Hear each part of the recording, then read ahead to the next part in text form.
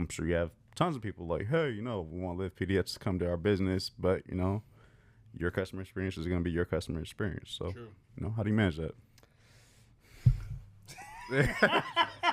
I'm just playing.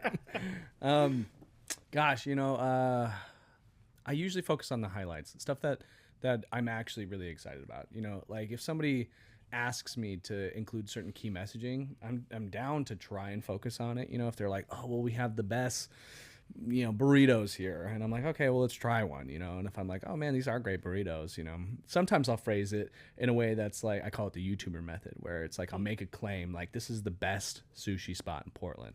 There's gonna be a bunch of people that are like, no, it's not, I know the best sushi spot in Portland. Which then boosts engagement, right, which is a good thing. But then in the caption is usually when I toss in my most honest stuff that I'm like, ooh, I think this is my favorite spot in Portland for sushi. Or maybe I say, you know, this is probably one of my favorites. You know, it's usually in those wordings where I'll let you know kind of what exactly I feel about it.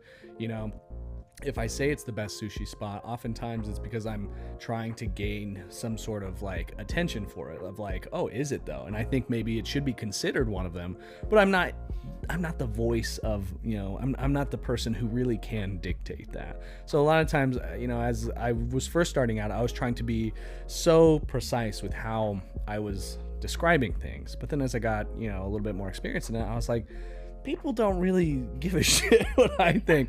But if I make like a polarizing statement like that, it at least gets people's attention so that they'll start talking about it. Because at the end of the day, I'm not here to rank the places in Portland. I'm here to get people talking about them and put it in front of people's eyes.